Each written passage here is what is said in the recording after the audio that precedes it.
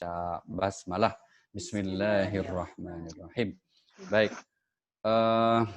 Kali ini kita akan bicara tentang agar kita selalu menjadi orang-orang yang beruntung. Nah, beruntung itu pengertiannya dua, Pak. Yang pertama memang situasi atau keadaan di mana kita selalu mendapat lebih dari apa yang seharusnya kita dapatkan. Itu makna beruntung.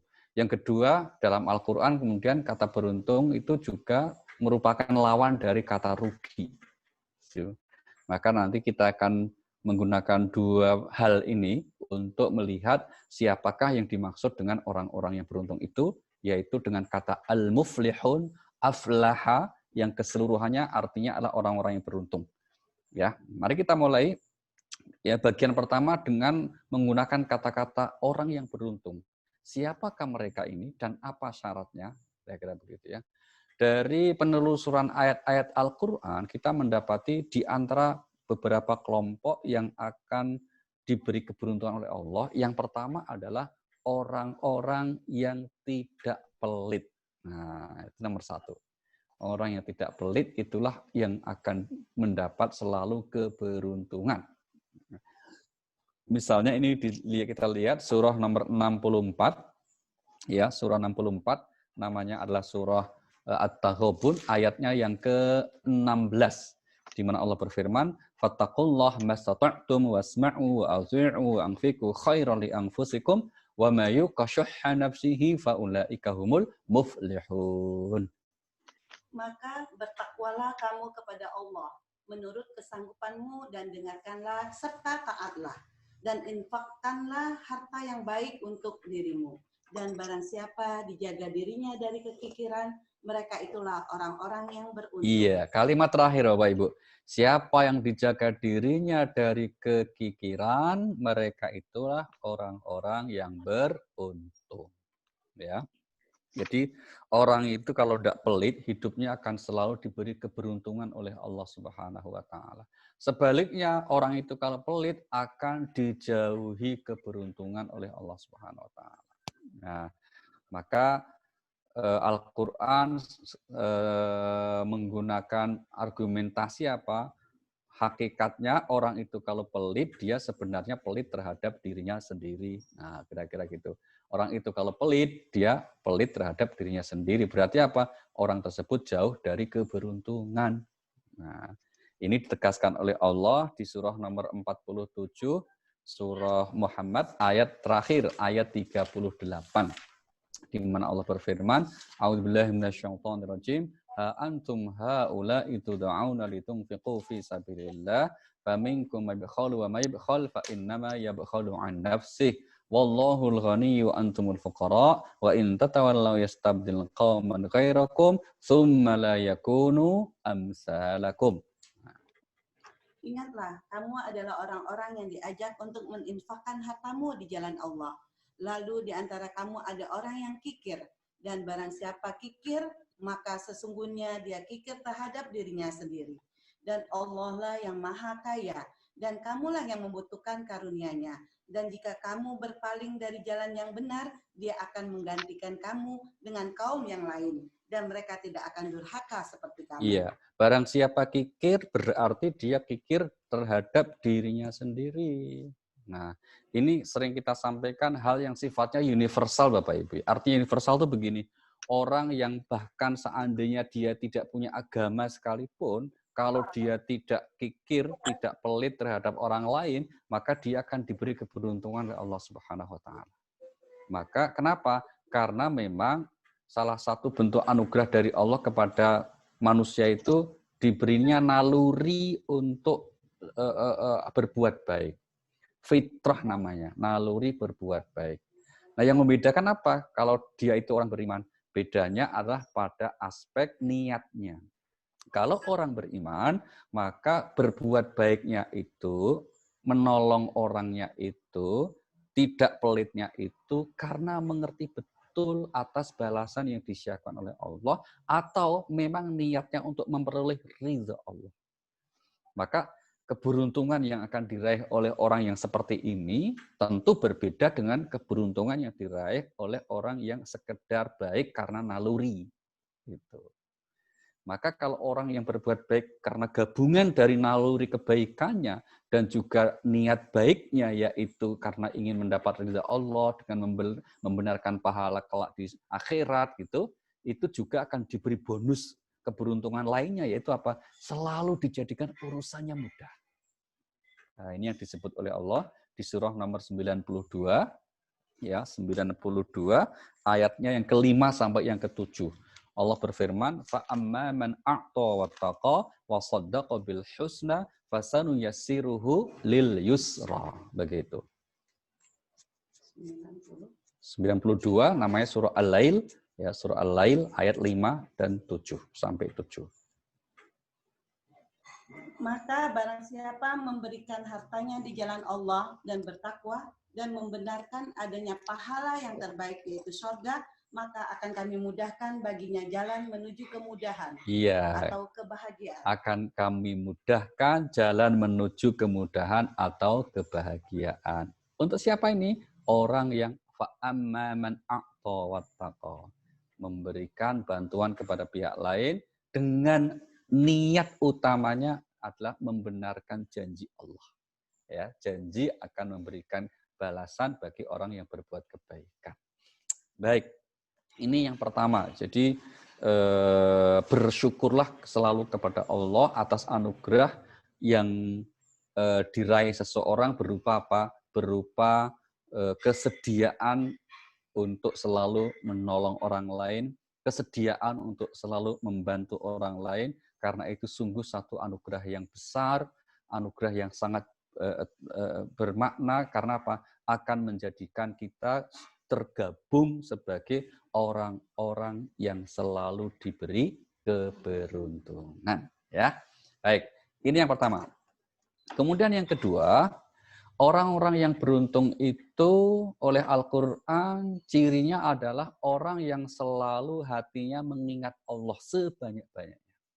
Nah, maka kita temukan misalnya di surah nomor 62, surah Al-Jumu'ah 62, ayatnya yang ke-10, wadhkurullaha katsiran la'allakum tuflihun. Begitu ayat di akhir ayat ini. Dan apabila mereka melihat perdagangan atau permainan, 10.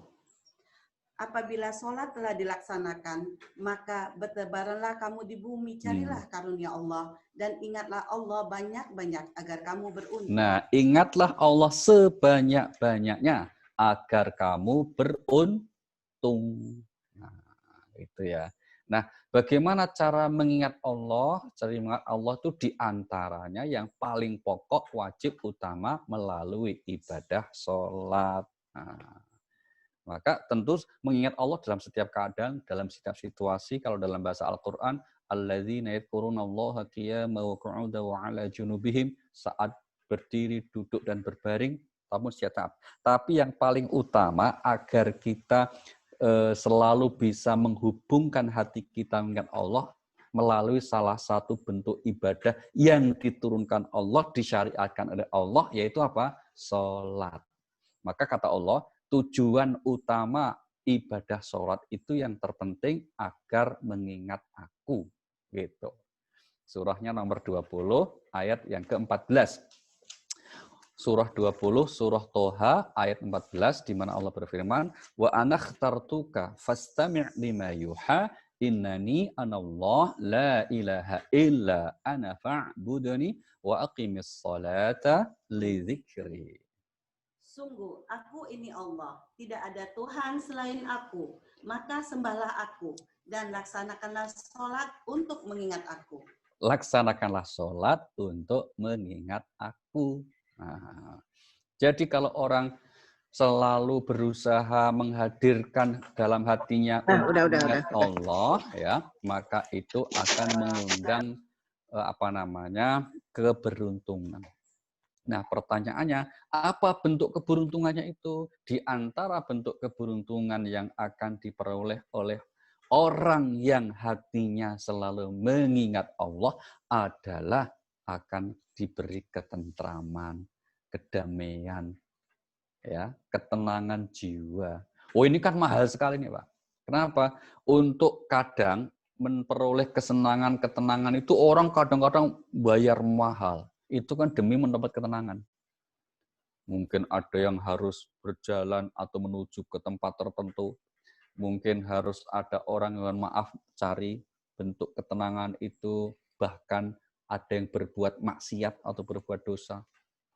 Nah, kalau Allah menawarkan ketenangan itu melalui hati yang selalu digunakan untuk mengingat Allah. Ya, maka di surah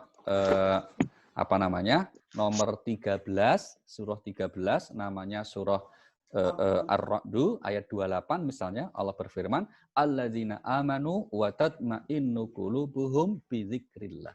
Ala bi dzikrillahi tatma'innul qulub.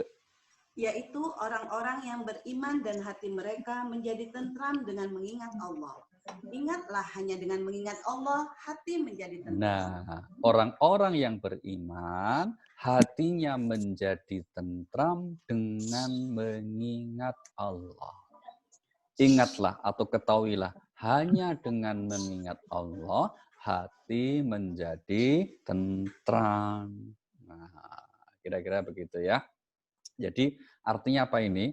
Artinya orang-orang yang selalu berusaha menghadirkan dalam hatinya itu digunakan untuk mengingat Allah. Dan salah satu cara yang Allah syariatkan agar hati orang selalu ingat kepadanya adalah dengan mengerjakan sholat. Maka buah dari keberuntungan, ya buah dari orang yang hatinya selalu mengingat Allah, dia akan dapat keberuntungan apa? Di samping hatinya tentram, itu juga akan dijauhkan dari segala bentuk perbuatan maksiat, dosa besar. Kalau orang masih sholat, maka umumnya orang yang insya Allah dijauhkan dirinya dari perbuatan maksiat, dosa besar. Mari kita lihat misalnya contoh ayatnya ya. Ini disebut di surah nomor 29, surah Al-Ankabut, ayatnya 45. A'udzubillahi minasyaitonirrajim. Utlu ma uhiya ilaika minal kitab wa aqimis shalah. Innas salata tanha 'anil fahsya'i wal munkar. Wa ladzikrullahi akbar wallahu ya'lamu ma tasna'un. 2945. 45. Ya, surah Al-Ankabut. Bacalah kitab Al-Quran yang telah diwahyukan kepada Muhammad dan laksanakanlah sholat. Sesungguhnya sholat itu mencegah dari perbuatan keji dan mungkar. Dan ketahuilah, mengingat Allah melalui sholat itu lebih besar keutamaannya dari ibadah yang lain.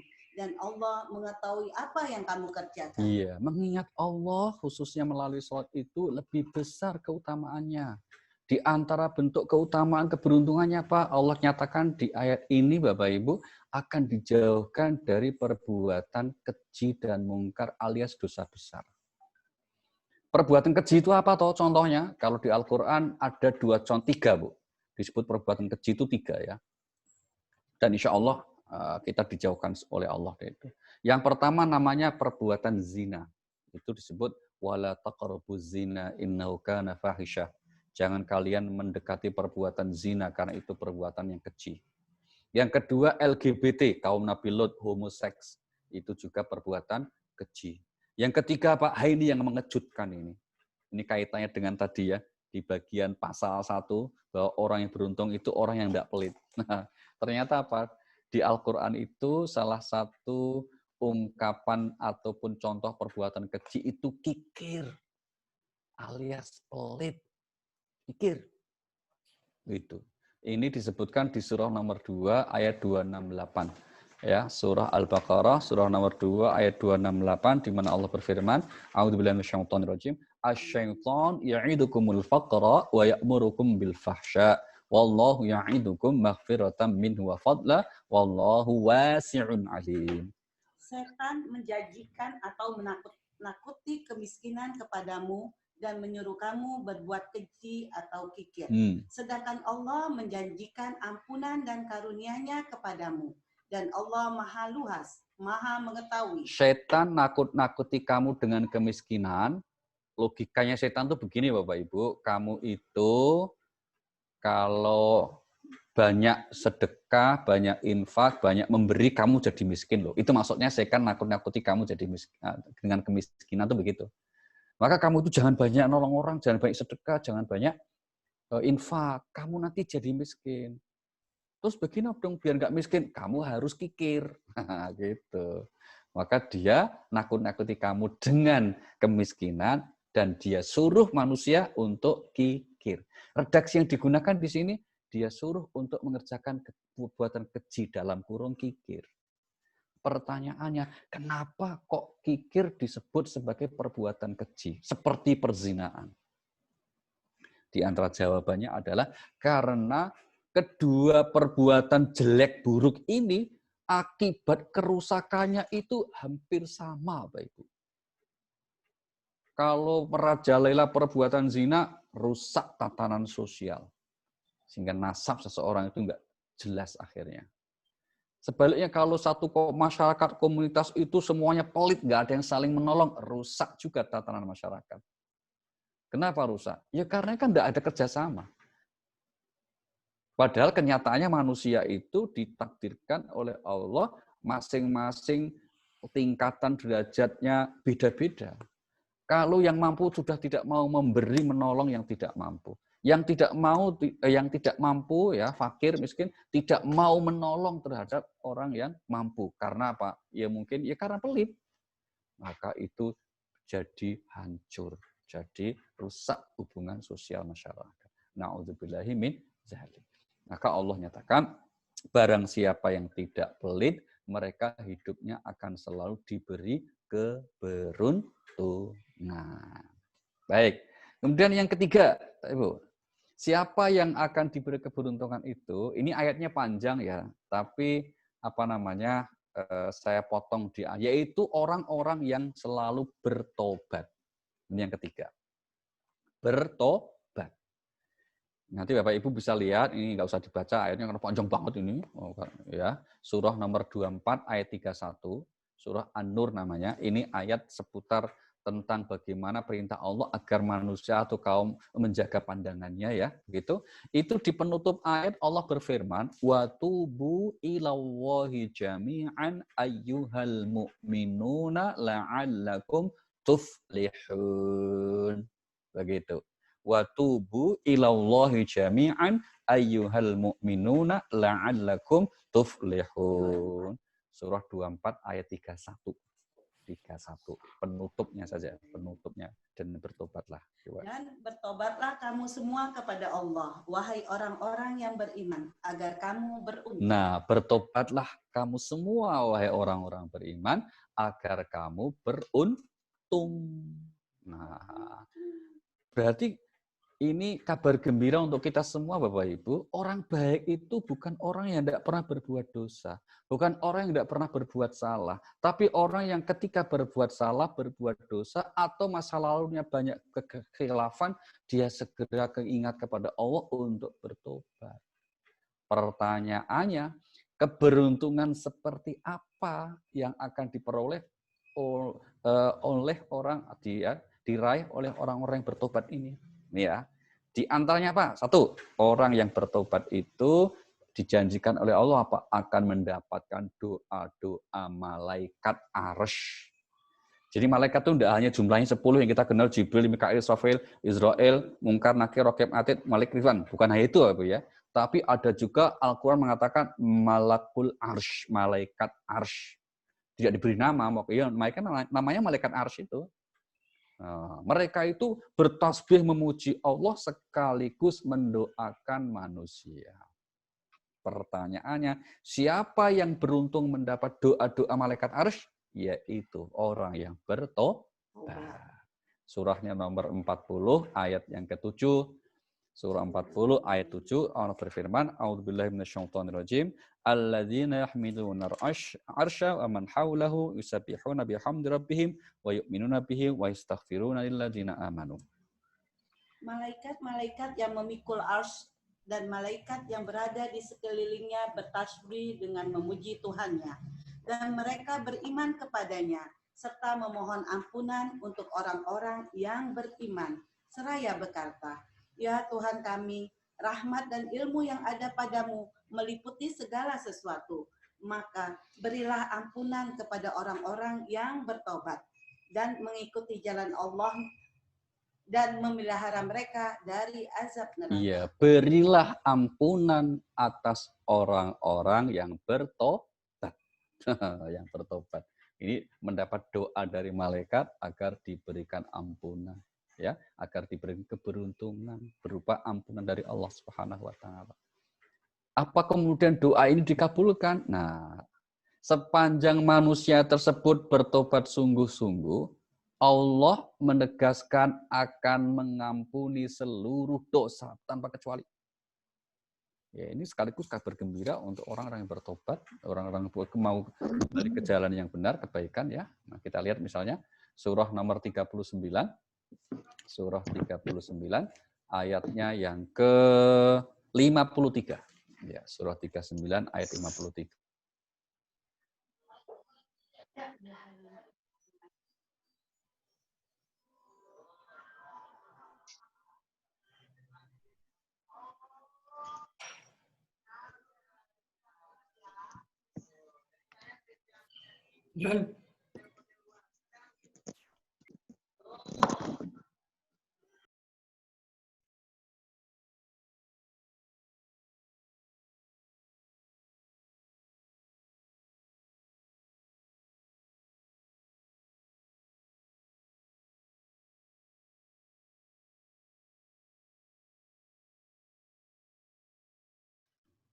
Ya.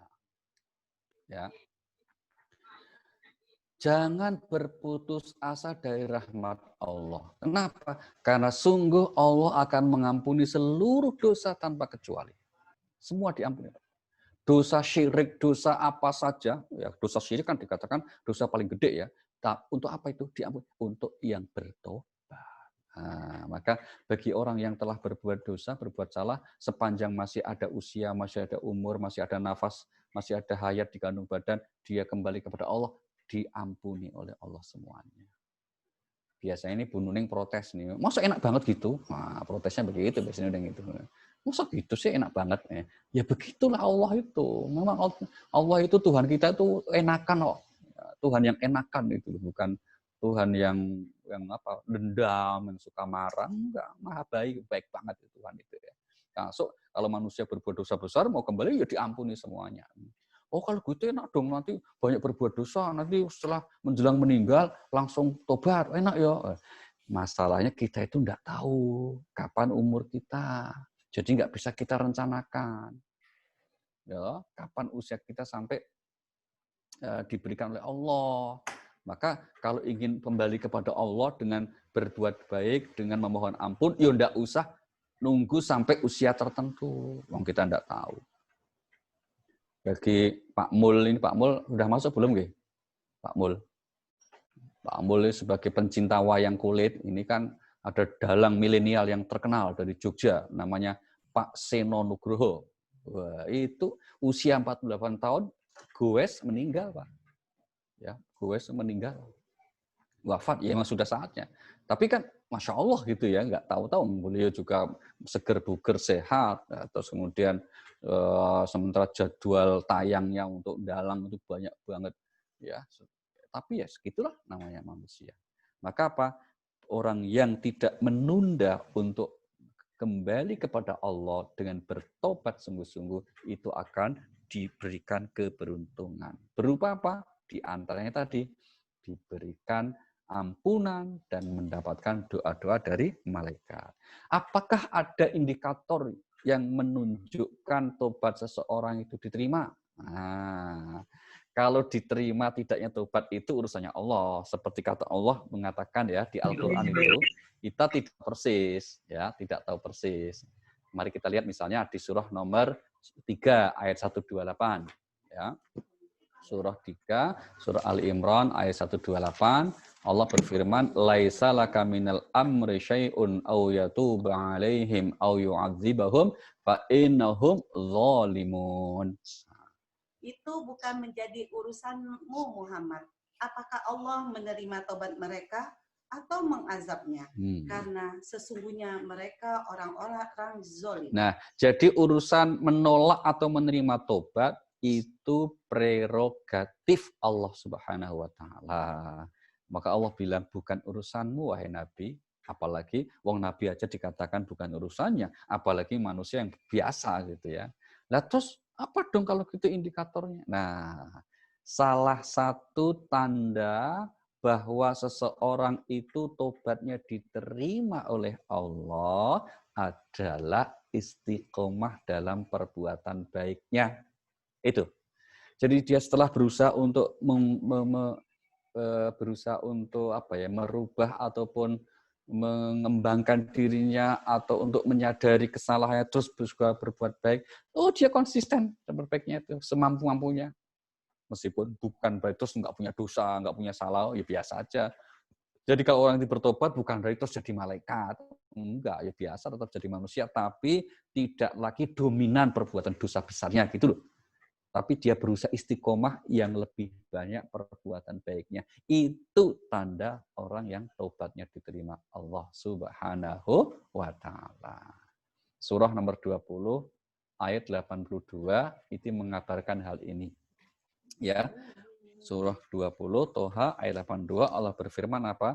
Wa inni laghaffarul liman taba wa amana wa amila sholihan tsumma tada. Dan sungguh, aku maha pengampun bagi yang bertobat, beriman dan berbuat kebajikan, kemudian tetap dalam petunjuk. Nah, sungguh kami maha pengampun untuk orang yang bertobat, berbuat kebajikan, kemudian dia tetap dalam petunjuk. Nah, kata kunci yang kita garis bawahi, dia tetap dalam petunjuk. Ini Bapak Ibu. Baik. Satu lagi ya, untuk ciri orang yang selalu akan diberi keberuntungan, untuk bagian A ini, bagian pertama, yaitu menggunakan kata-kata beruntung, kata-kata aflaha, muflihun, misalnya gitu. Satu lagi, ini yang agak kemudian diberikan rincian. Siapa mereka ini? Seperti yang disebut di surah nomor 23, surah 23, surah Al-Mu'minun. Dari ayat yang pertama itu menyebut rincian siapa saja orang mukmin yang diberi keberuntungan itu. Qad aflahal mu'minun alladzina hum fi salatihim khashi'un dan seterusnya. Sungguh beruntung orang-orang yang beriman, yaitu orang yang khusyuk dalam sholatnya. Terus? Dan orang yang menjauhkan diri dari perbuatan dan perkataan yang tidak berguna. Iya. Dan orang yang menunaikan zakat. Dan orang yang memelihara kemaluannya. Kecuali terhadap istri-istri mereka atau hamba cahaya yang mereka miliki. Maka sesungguhnya mereka tidak tercela. Tetapi barang siapa mencari di balik itu atau berzina dan sebagainya, maka mereka itulah orang-orang yang melampaui batas. Satu lagi. Dan sungguh beruntung orang yang memelihara amanat dan janjinya. Iya, jadi ini rincian lebih konkret, lebih detail tentang orang mukmin yang diberi keberuntungan, Bapak Ibu. Kalau tadi kan berdiri sendiri ya, ini lebih konkret, lebih rinci. Siapa mereka itu? Yang pertama, orang yang berusaha untuk khusyuk di dalam sholatnya. Nah ini kalau kita kaitkan dengan bagian sebelumnya tadi nyambung kan, tadi orang beruntung itu orang yang hatinya selalu mengingat Allah, dan untuk mengingat Allah melalui ibadah sholat. Nah kalau digabungkan pengertiannya berarti apa? Orang yang sholatnya khusyuk. Khusyuk itu gimana? Orang yang berusaha untuk menghadirkan kesadaran bahwa dia itu sedang menghadap Allah. Itu namanya khusyuk itu, Bu. Jadi khusyuk itu bukan kalau lagi sholat nggak ingat segalanya, itu namanya pingsan, bukan khusyuk. Ya. Kalau lupa segalanya itu pingsan. Masa orang sholat kok lupa segalanya? Ya. Juga bukan orang yang konsentrasi misalnya sampai kelihatan keringetan, metenteng gitu ya.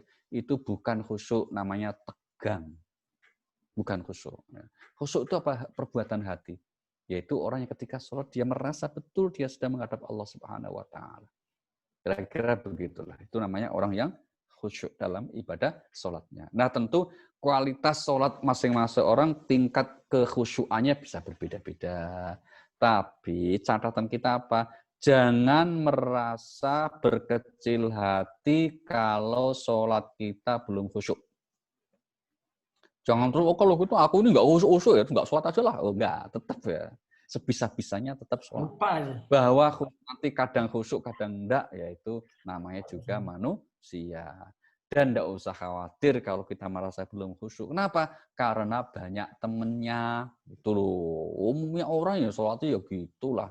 Masih ingat jemuran, ingat masakan, ya masih ingat pas makan bareng-bareng, misalnya gitu. Itu semuanya bukan akan mengurangi bentuk kita, kewajiban kita, tapi apa? Yaitulah namanya kalbu, imannya manusia kadang naik turun sehingga kemudian mempengaruhi pada situasi hati seseorang. Gitu ya. Yang kedua apa tadi? Orang yang disebut beruntung mukmin itu dikatakan orang yang menjauhkan diri dari perkataan dan perbuatan yang tidak berguna.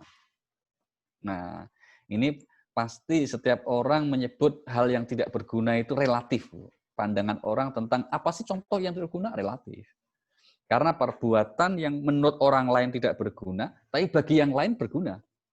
Itu. Contoh misalnya, sementara orang menganggap main bola itu nggak berguna. Tapi bagi pemainnya, itu pekerjaannya. Gitu kan. Bagi komentator bola, nonton bola itu pekerjaannya, cari nafkahnya di situ. Berarti apa? Berguna berarti gitu. Contoh lain ya banyak itu. Maka kira-kira apa untuk konsep perkataan dan perbuatan yang tidak berguna itu untuk setiap orang, individu bisa berbeda-beda. Tapi poinnya apa? Hal yang tidak membawa maslahat manfaat. Itu maksudnya yang tidak berguna. Ya, maka harus dihindari. Kalau dia bisa menghindari, jadi orang beruntung dia. Tapi kalau orang itu masih melakukan, maka dia tidak akan diberikan keberuntungan. Yang ketiga, Pak, ayat tadi mengatakan orang-orang yang menunaikan zakat. Ya, ini sudah cocok kalau kita kaitkan dengan beramal tadi di bagian awal ya, orang yang tidak pelit. Nah, ya tadi kan dikatakan bahwa barang siapa yang dijaga dirinya dari kekikiran, mereka itu yang beruntung. Nah, salah satunya kalau disebut nggak kikir itu apa? Menunaikan kewajiban zakatnya. Nah, tuh. Zakat itu ada dua macam ya, satu zakat fitrah, kedua zakat mal. Zakat fitrah berarti zakat diri kita setahun sekali di akhir Ramadan, itu namanya zakat fitrah. Zakat mal itu apa? Zakat mal ya Bu, jangan salah baca loh, karena ada yang bilang zakat mall.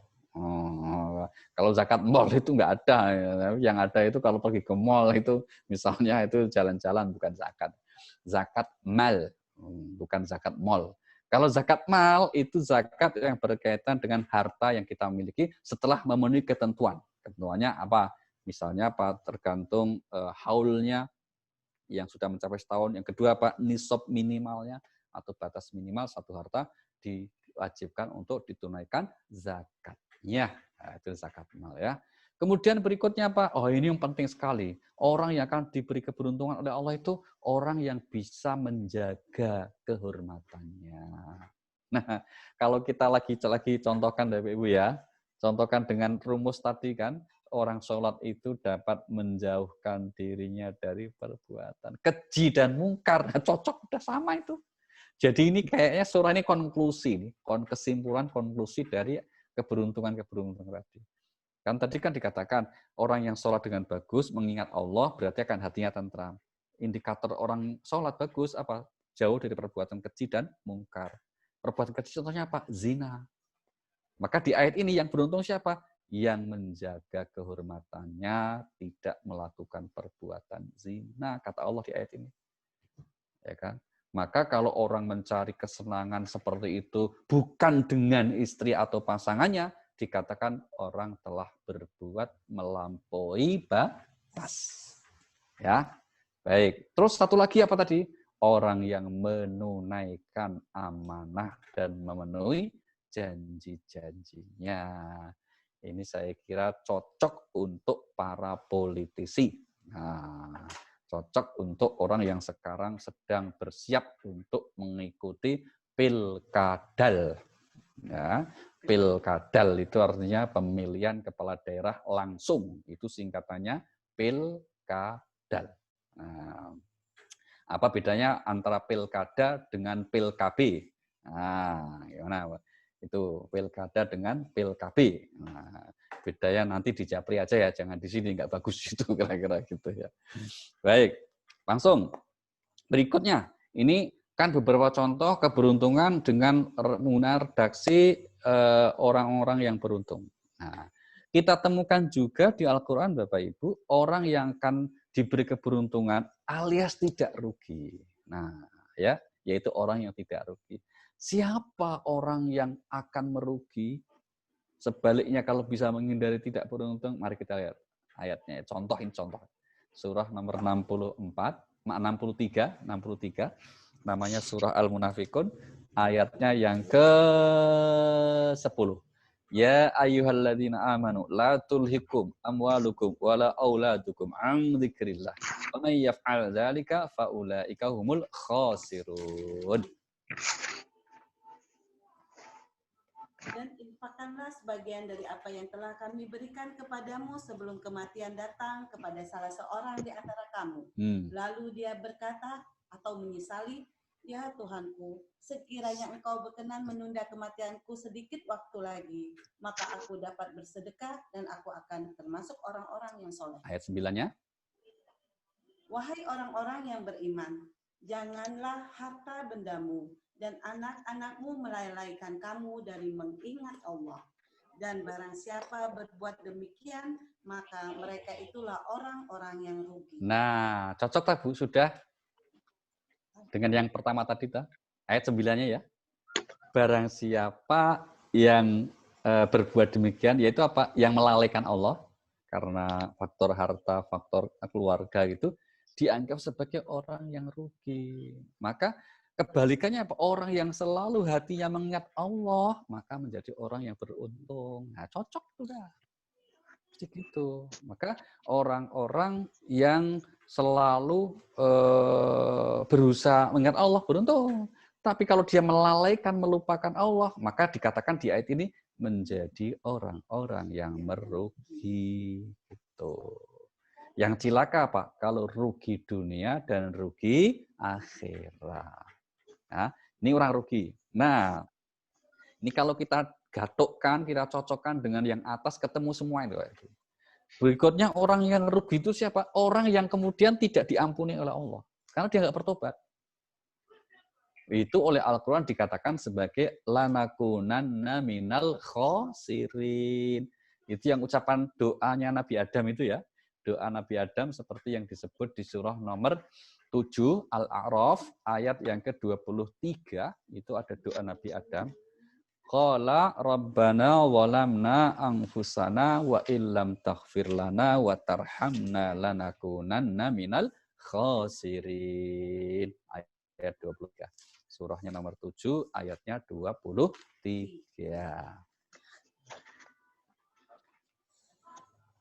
Keduanya berkata, ya Tuhan kami telah menzolimi diri kami sendiri. Jika engkau tidak mengampuni kami dan memberi rahmat kepada kami, niscaya kami termasuk orang-orang yang rugi. Nah, cocok itu Bapak Ibu. Bagi kalau tidak diberikan rahmat oleh Allah dan diampuni, berarti dia tetap dalam situasi besar, termasuk orang yang tidak beruntung, alias orang yang rugi. Jadi kalau kita balik logikanya, agar orang itu selalu beruntung, bagaimana?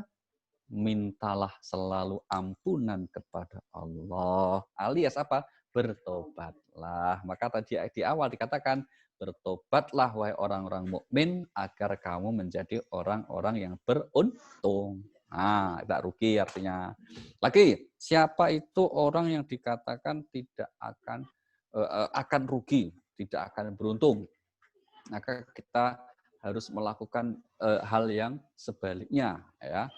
Di antara yang disebutkan oleh Allah, yaitu orang-orang yang mencari agama selain Islam. Itu dikatakan akan rugi. Tapi kerugian ini berkait nanti di kehidupan syarat gitu. Ini yang disebut di surah nomor 3 ayat 85.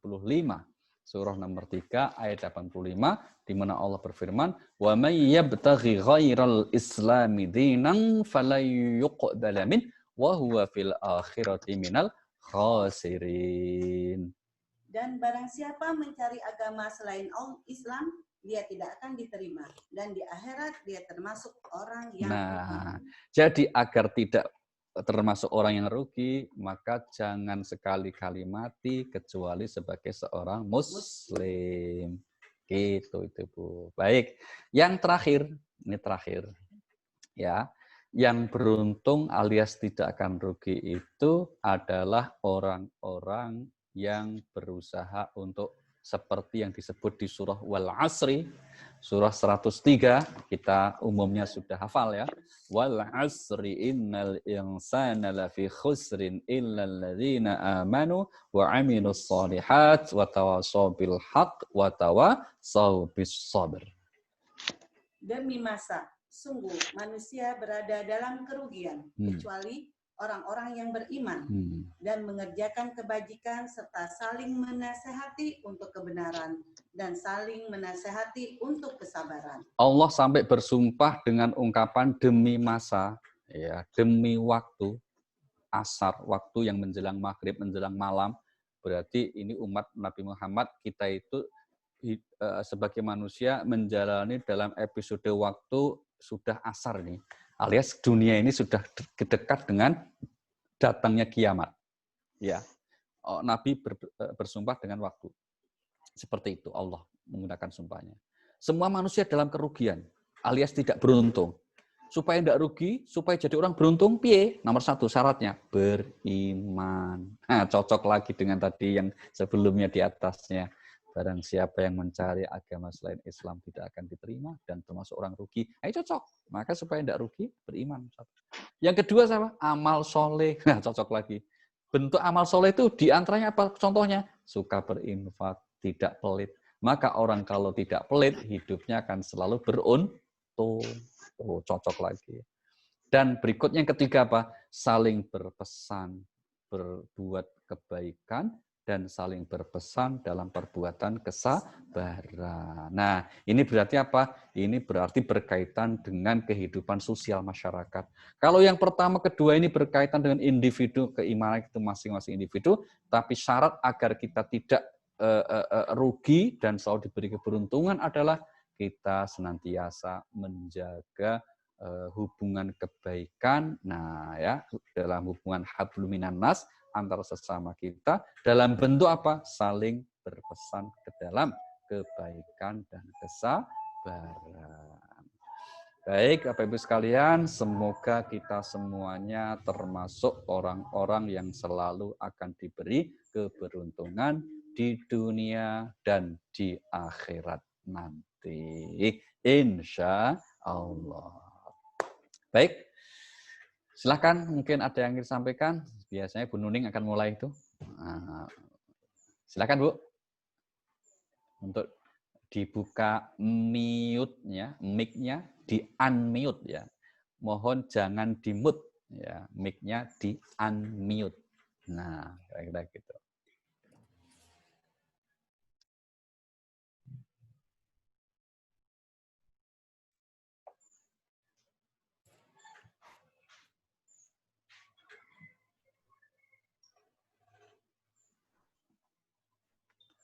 Atau yang lain, monggo, silakan.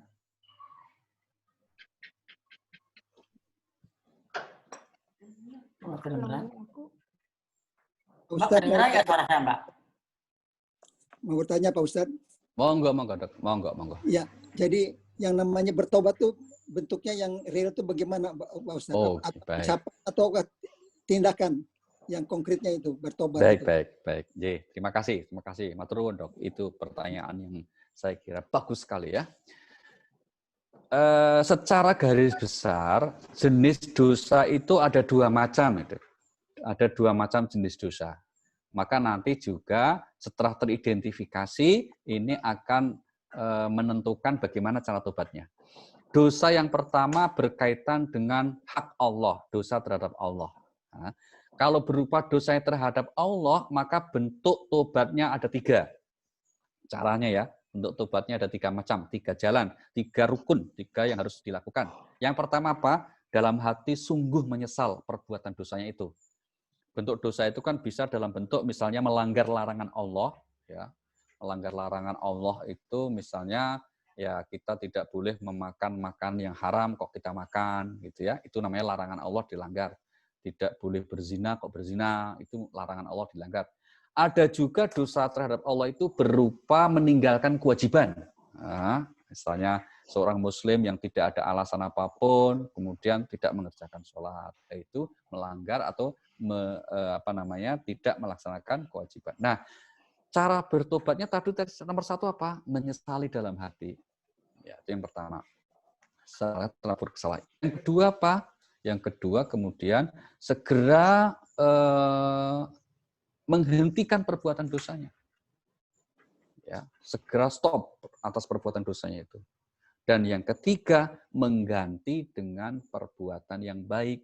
Kalau pernah atau melakukan satu dosa karena pelanggaran, maka stop melanggarnya. Segera diganti dengan tidak melanggar. Kalau dosanya berupa meninggalkan kewajiban, maka stop perbuatan meninggalkan kewajibannya. Ganti segera untuk melaksanakan kewajibannya. Nah, dalam bentuk konkretnya, itu bentuk penyesalan itu nanti ada dalam ucapan. Kalau penyesal itu 2. Pertama dalam hati, yang kedua dalam ucapan. Yaitu apa? Memohon ampun kepada Allah dengan istighfar. Astagfirullahaladzim. Nah, itu cara bertobat. Ada yang bertanya, apakah harus pakai sholat tobat? Tidak harus. Tapi kalau ingin melakukan, itu hal yang baik juga. Itu. Nah, bagaimana kalau dosanya itu berkaitan dengan sesama manusia? Ya, misalnya menyakiti, menzolimi, mengfitnah, menyebarkan hoaks, mengata-ngatai dengan kalimat yang jelek, gitu, atau mengambil sesuatu yang bukan miliknya, itu milik orang diambil, gitu ya. Maka cara tobatnya di samping memenuhi ketiga hal tadi, yaitu apa? Yaitu menghentikan perbuatan dosanya, kemudian menyesal, kemudian mengganti dengan perbuatan baik, ditambahkan satu lagi, yaitu menyelesaikan urusan masalahnya dengan sesama tadi. Kalau mendolimi, minta maaf. Kalau mengambil, mengembalikan. Jadi nggak hanya cukup kita beristighfar kepada Allah. Nggak bisa. Kalau itu dosanya dengan sesama manusia. Kalau salahnya sama istri, ya minta maaf sama istri. Salah sama suami, minta maaf sama suami. Nggak bisa habis nyakitin istri terus istighfar, ya Allah ampunilah saya. Kalau belum, minta maaf kepada istri. Kalau sudah minta maaf, istrinya tetap ngambek, nggak akan dimaaf kamu sampai kapanpun. Nah ya sudah selesai. Karena kita hanya diperintahkan minta maaf, bukan diperintahkan mendapat maaf. Nah, Pak, kalau begitu, sebel, kalau sebel, Bapak dengan kalau sama keadaan sebel sama sekarang siapa, Bu? dosa nggak, Pak? Kayak kemarin ngerusak-ngerusak begitu, Pak.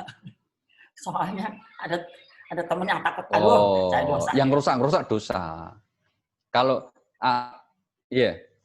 atas peristiwa perusakan kita akhirnya dalam hati menunjukkan kesebelan kita, nggak apa-apa, Bu. Ya nggak apa-apa. Tapi kalau kita ikut-ikutan ngomong jelek terus balas merusak, itu dosa. Tapi kalau sekedar seber kita nggak suka dengan perbuatan itu malah bagus. Wong ada perbuatan jelek kok kita santai-santai saja itu. Rusak-rusak itu ya ben, misalnya gitu. Ya terserah, itu nggak baik itu. Ya, kita menunjukkan tidak suka meskipun sebatas sebel tadi, maka nggak apa-apa. Boleh-boleh saja ya. Dan tidak berdosa itu, normal. Nggak usah minta maaf ya, Pak ya? Ya gitu, Bu Nuning. Nah, ya enggak usah. Nanti kalau minta maaf, ya minta maaf sama siapa? Wong sebel yang melakukan banyak orang dalam kayak doa, gitu. dalam sholat. Ya enggak perlu lah. Karena wong itu enggak dosa, enggak minta maaf. Yang minta maaf itu sama suami, Bu, atau sama istri itu penting. Ya karena sering mungkin banyak salahnya. Gitu.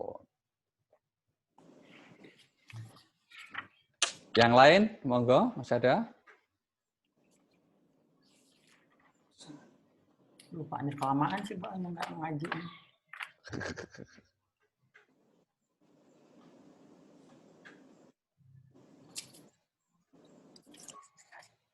Pak, besok hari Jumat tanggal 13 itu dinamakan Jumat Barokah ya Pak ya? Oh, kalau Jumat Barokah itu setiap Jumat, Bu, nggak hanya tanggal 13-nya. Setiap hari Jumat disebutnya Jumat Barokah. Itu kalau kenapa? Karena Jumat itu Sayyidul Ayyam, penghulunya hari. Ya, artinya barang siapa yang berbuat kebaikan di hari Jumat itu akan diberikan pahala yang lebih dibandingkan hari biasa. Tapi kalau untuk ingin berbuat baik ya enggak usah nunggu Jumat, segera aja kalau memungkinkan. Ya, misalnya kita minta maaf atau berbuat baik ya enggak usah nunggu hari Jumat. Tapi kalau secara khusus di Jumat itu ditambahi dengan kebaikan, itu mantap, lebih bagus. Misalnya nanti kalau sudah nggak pandemi, kita ditraktir gitu ya sama Bu Nuning itu hari Jumat, wah bagus sekali. Gitu. Baik, monggo, saya Dedi, nanya dong.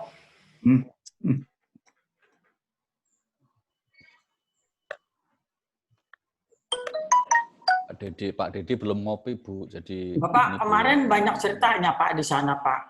Yang mana, Bu? Tentang ibu-ibu yang itu, ada perempuan yang itu, Pak. Yang mana? Perempuan yang nggak masuk Islam tapi terus dia belajar tentang Nabi Muhammad itu. Saya nggak bisa baca. Oh iya. Oh, yang Profil Anne Mary Simel. Iya, saya nggak bisa baca, Pak. Soalnya pakai itu. Saya nggak buka. Iya. Tapi Oke. buka. Iya. Ya, intinya gini. Intinya itu adalah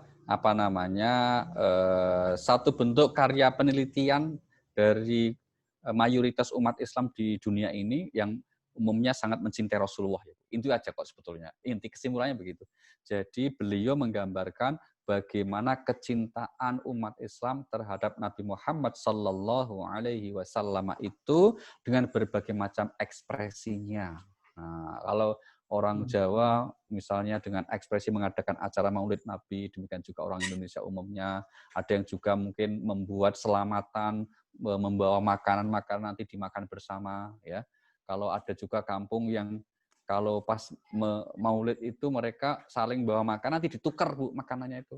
Nah, itu semuanya bagian dari contoh ekspresi kecintaan umat Islam terhadap Nabi Muhammad Sallallahu Alaihi Wasallam. Nah, kalau di buku itu lebih banyak di samping penggambaran seperti itu juga ditambahkan dengan penggambaran karya-karya ulama yang berisi tentang syair-syair pujian kepada Nabi Muhammad Sallallahu Alaihi Wasallam. Itu aja, Bu, kesimpulannya, Bu Nuning. Ini udah cukup nih, kesimpulannya seperti itu ya, kira-kira gitu.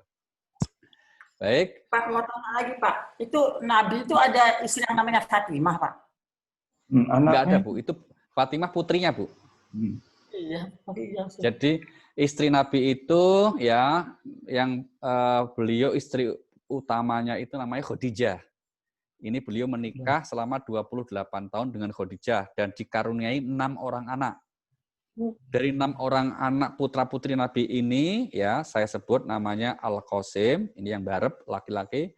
Kemudian At-Thahir, kemudian ada yang namanya Ummi Kulsum, Ruqayyah, Zainab, dan Fatimah. Nah, itu putra Rasulullah dari istri namanya Khadijah, Bu. Ada 3, Bu. Perempuannya 4, betul 4. Nah, yang menarik, Bu Nuning, putra Nabi yang 6 ini semuanya wafat, Bu. Ketika Nabi masih hidup. Artinya Rasulullah itu kehilangan 5 orang anak. Ya, ketika masih sebagai seorang ayah. Yang 3 perempuan tadi, Ummi Kulsum, Ruqayyah, Zainab, itu meninggal ketika beliau masih di usia setelah menikah. Sementara yang laki-laki tadi, Al-Qasim, At-Thahir, itu meninggal di usia 5 tahun. Yang hidup ketika Rasulullah wafat cuma 1, yang namanya Fatimah. Fatimah kemudian menikah dengan ponakan dan sahabat Nabi, Ali bin Abi Thalib. Ali Nurdin. Ali bin Abi Thalib. Bukan Ali Nurdin, Bu, ya itu. Yaitu menantu Rasulullah SAW. Nah, istri Nabi yang lainnya itu dinikahi Rasulullah setelah Khadijah itu wafat, gitu loh. Jadi kalau Khadijah enggak wafat duluan, Nabi itu enggak akan nikah dengan istri yang manapun. Jadi kalau suami orang-orang itu ingin nikah lagi itu ya syaratnya kalau ikut Nabi itu mestinya istrinya wafat dulu. Tapi kalau masih sehat jangan, kan begitu. Karena Yang Rasulullah dibunuh ya tidak Pak. iya apalagi diracun itu jangan. Yang Nah, laki ini soalnya lagi diributin Pak di saya Pak. Yang 4 perempuan, yang dari 4 perempuan itu yang 3 perempuan meninggal Pak. Meninggal Bu. Yang hidup cuma 1 Fatimah. Dari Fatimah inilah yang kemudian menurunkan yang disebut Habib-Habib itu loh Bu, keturunan Nabi. Nah, keturunan Nabi itu dari jalur putri Rasulullah Fatimah yang menikah dengan Ali bin Abi Ya ini Thalib. mengenai soalnya Habib yang baru datang. Iya, betul. Karena nanti kan Fatimah ya, putri Nabi ini menikah dengan Sayyidina Ali, punya 2 orang putra namanya Hasan dan Husain. Nah, dari Hasan Husain inilah kemudian menurunkan banyak keturunan ya dan menyebar ke seluruh dunia. Ya, termasuk ada yang di Indonesia, itulah kemudian kalau laki-laki dipanggilnya Habib, kalau perempuan dipanggilnya Syarifah. Syarifah. Dipanggil apa Pak Dedi? Syarifah. Syarifah, Maimunah, bukan, itu Syarifah. Syarifah itu pengajiannya jam hari itu. Oh iya, itu Syarif itu. Syarifah itu. Ya, Syarifah, bukan Maimunah ya, jangan salah. Bani, monggo. Yang pegang buku besar, turunan Nabi, siapa? Wah, ini juga pertanyaan menarik ini, Bu. Nah, ini Pak Ali ya. Ini siapa? Wallahu a'lam. Karena dalam realitasnya sependek yang kami ketahui, Pak Didi, itu ada perbedaan pendapat. Ya, ada perbedaan, ada yang kemudian terputus, Pak. Itu. Karena gini, ada yang keturunan Nabi dari jalur Hasan, ada keturunan Nabi dari jalur Husain. Gitu ya. Terus kemudian juga ada keturunan ini yang khusus dari sahabat Ali bin Abi Thalib ya, yang juga membuat kelompok tersendiri. Maka disebut dengan istilah kelompok Alawiyin. Ya, atau ada juga yang menyebut kelompok Ahlul Bait. Nah, jadi memang biasanya setiap keluarga yang memang keturunan Nabi, mereka akan menyimpan silsilah sampai Rasulullah, tapi tidak pada keluarga yang lain. Maka buku besarnya dipegang siapa? Wallahu a'lam. Dan zaman itu belum ada catatan sipil. Itu loh Pak Dedi. Ya, jadi belum ada kantor Dukcapil. Kalau Rindik sih mukanya muka Arab. Kalau Smith itu muka apa itu? Enggak tahu itu. Enggak tahu. Bukan mukanya dan bukan rambutnya apalagi ya Pak ya. Ini yang mengenai menantu Ali ini yang jadi bikin Islam apa Pak? Yang Islam Syiah Bu. Syiah itu. Betul. Itu yang belakangan kemudian ada kelompok yang mengikuti sahabat Ali secara berlebihan, maka menawarkan diri sebagai kelompok Syiah. Memang alinya yang buat Pak? Enggak Bu, itu dibuatnya berpuluh-puluh tahun, bahkan ratusan tahun setelah Ali wafat. Jadi ketika beliau hidup itu enggak ada kelompok-kelompok yang namanya Syiah, kelompok Sunni, enggak ada, belum ada. Itu muncul belakangan dan salah satu faktor penyebabnya karena masalah politik. Nah, jadi zaman dulu itu urusan politik bikin pecah belah itu sampai hari ini. Itu sampai sekarang. Maka kalau ada pemilu mesti pecah belah, keluarga ya pecah, teman SMA ya pecah, itu grup ya pecah, itu biasa Pak. Sampai hari ini kan gitu kan. Di Amerika kan barusan selesai pemilu itu pemilu rasa Indonesia, karena presiden yang rasa Indonesia itu. Kenapa? Yang kalah nggak terima. Bedanya cuma satu, yang kalah nggak sujud syukur gitu aja itu. Tapi itu nggak terima kan. Kita baca beritanya sedang menuntut ini maju ke mahkamah untuk menuntut hasil pemilu itu. Nah, ini kan namanya pemilu Amerika rasa Indonesia. Nanti siap-siap saja untuk apa? Untuk kita punya ritual berantem tahunan atau ritual berantem 5 tahunan. Nah, karena gara-gara urusan politik. Nah, maka alhamdulillah di grup kita tidak ada ngomong-ngomong berlebihan masalah politik ya. Karena apa? Kita urusannya saling menghargai saja, menghormati saja. Jangan sampai urusan gitu dibawa-bawa ke hubungan pertemanan kita yang hanya akan menimbulkan konflik. Lebih baik kita ngopi-ngopi bareng. Pilihan beda, simpen saja. Itu. Baik, Bapak Ibu sekalian. Mungkin demikian yang dapat kita sampaikan. Oh, Prof. Jam, monggo. Ya, itu tadi mengenai turunan Nabi. Tadi yang dijamin oleh Allah hanya sampai Nabi Muhammad aja kan yang masuk surga. Selebihnya kan meskipun Habib atau bahkan Hasan Hussein itu juga belum tentu jaminan kan ya? Apa sih jaminan juga? Enggak, Pak. Enggak ada yang dijamin. Yang dijamin cuma para nabi saja. Nah, kalau itu pandangan kita yang Sunni ya, Pak. Kalau pandangan kita yang Sunni, Ahlu Sunnah. Karena kalau pandangan orang Syiah, itu imam-imam dari keturunan Nabi juga dijamin. Itu, karena kan tidak salah.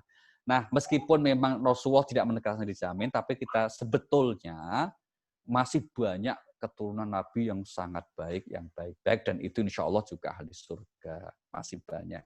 Tapi kalau kemudian ada yang menyimpang, loh jangankan Nabi kita, di atas-atasnya kita Bani Israel itu kan juga turunan Nabi tuh. Bani Israel tuh loh yang sekarang sampai hari ini kurang ajar. Itu kan cucunya Nabi Ibrahim juga itu. Ternyata perilakunya menyimpang juga. Bahkan anak kandung Nabi menyimpang juga. Siapa? Nabi Nuh. Loh, jadi emang enggak jaminan. Nabi Nuh itu kan putranya menyimpang tuh. Iya. Bahkan nggak hanya putranya, istrinya aja juga menyimpang. Istri Nabi Nuh yang bernama Nyonya Nuh. Cuma nyimpangnya nggak sampai. Ya, penyimpangan putra dan istri Nabi Nuh itu tidak sampai membuat kerusakan di bandara. Itu aja bedanya. Nah, itu ya. Tidak sampai bandara, Pak. Ya, iya, tidak sampai bikin kerepotan orang di tol. Bandara. Enggak bikin macet, enggak. Gitu ya. Nah, meskipun kayak itu. Oji naik pesawat sore. Kalau mengenai sahabat Nabi terpecah juga nggak, Pak? Oh, terpecah, Bu. Syiah dan Sunni. Sebelum ada Syiah dan Sunni, sahabat Nabi sudah terpecah gara-gara politik, Bu. Aduh, susah. Ya, urusan politik. Terpecahnya masalah apa, Bu? Ini masalah setelah Rasulullah wafat. Ini yang akan mengganti sebagai pemimpin ini siapa nih? Nah, mereka akhirnya rivalitas, rebutan, Bu. Jadi kalau memang urusan politik, orang yang imannya kuat sekalipun kadang-kadang itu akhirnya ya bisa pecah gitu. Maka sekali lagi kita berpolitik ini nyun sewu ya proporsional aja. Nggak usah diakan-akan itu seperti menjamin nanti di akhirat gitu loh. Yes, pokoknya ya kita saling menghormati aja pilihan yang berbeda, berpolitik secara dewasa lah. Jangan sampai pecah. Karena rugi sendiri kita nanti kalau sampai pecah gara-gara urusan politik. Jadi kalau sudah mulai pecah, apalagi beda-beda, harus ada usaha untuk merekatkan kembali nih Bapak Ibu. Misalnya apa contohnya? Yo ngopi-ngopi, penting itu. Ngopi-ngopi sambil kita cari waktu untuk karaokean gitu, penting sekali itu. Iya asik itu. Nah, iya kan gitu ya Pak Irwan ya, Pak Irawan ada Pak Irawan. Itu tapi kita sekarang ada COVID. Sahabat Nabi itu mengenai tafsirnya ada yang berlawanan nggak Pak? Ada banyak Bu. Ada banyak sering. Ikutin yang mana? Ya maka kemudian cuma kalau para nabi berbeda pendapat bahkan berlawanan, kalau nabi masih ada itu akhirnya sahabat-sahabat diingetin, oh itu nggak apa-apa, itu nggak apa-apa. Jadi selesai. Itu. Tapi ketika Nabi sudah wafat, mereka berbeda pendapat, itu akhirnya rujukannya kepada sahabat yang dianggap senior dan lebih paham, Bu. Itu. Nah, maka mereka selesai juga. Jadi intinya gini, di kalangan para sahabat sendiri memang ada perbedaan, tapi perbedaan itu segera juga selesai masalahnya. Karena bagaimanapun mereka generasi terbaik. Tapi kalau kemudian potret politiknya memang terkadang ada perbedaan yang kejam, bahkan mohon maaf ya, sesama sahabat juga saling bunuh kemudian Bu. Itu terjadi dalam perang Siffin namanya, perang antara kelompok Muawiyah yang juga sahabat Nabi dengan kelompok Ali bin Abi Thalib yang bukan hanya sahabat tapi ponakan dan menantu Nabi. Maka mudah-mudahan kita sebagai umat ini tetap terjaga ukhuwahnya, persaudaraannya, tidak sampai. Tapi mengenai tafsir ini ada yang berlawanan nggak Pak? Tafsir mana, Bu? Tafsir-tafsir yang dikeluarkan oleh mereka. Banyak. Ya, banyak yang berlawanan, tapi berlawanan berbeda pendapat tidak harus bermusuhan ya, Bu. Itu biasa saja. Nah, Yang berlawanan dan perbedaan itu tidak selalu diikuti permusuhan. Jadi kalau permusuhan itu biasanya Bu Nuning tidak karena perbedaan tafsir, tapi tadi karena politik. Jadi mereka bermusuhan secara politik, terus merembet ke urusan tafsir. Biasanya begitu logikanya ya. Merembetnya ke urusan Ulama juga suka berbeda pendapat ya Pak ya? Bu, biasa. Jadi beda pendapat Biasa, ya. hal yang biasa saja. Yang penting menjaga agar tidak sampai terjadi konflik, apalagi sampai bunuh-bunuhan, peperangan, itu yang rugi semua umat Islam. Na'udzubillahi min dzalik. Iya. Baik, Bapak Ibu, monggo dilanjutkan silaturahimnya. Mungkin akan ada yang tegur selesai halu dan seterusnya, tapi sebelumnya mari kita baca suratul Fatihah untuk doa kita semuanya. Kita tentu mendoakan Sohibul Bait, Ibu Endang dan Pak Pur dan keluarga, semoga senantiasa diberkahi oleh Allah. Kita juga mendoakan kita semuanya, mungkin ada saudara kita, jamaah kita yang kurang sehat, semoga diberi kesehatan, yang sedang punya masalah diberi kemudahan, yang punya hajat yang baik semoga dikabulkan. Al-Fatihah. A'udzubillahi minasyaitonirrajim. Bismillahirrahmanirrahim. Alhamdulillahirabbil alamin, arrahmanirrahim, maliki yaumiddin. Iyyaka na'budu wa iyyaka nasta'in. Ihdinas siratal mustaqim, siratal ladzina an'amta 'alaihim ghairil maghdubi 'alaihim waladdallin. Amin. Terima kasih dan mohon maaf. Mohon Pak, terima kasih. Assalamualaikum warahmatullahi wabarakatuh. Waalaikumsalam.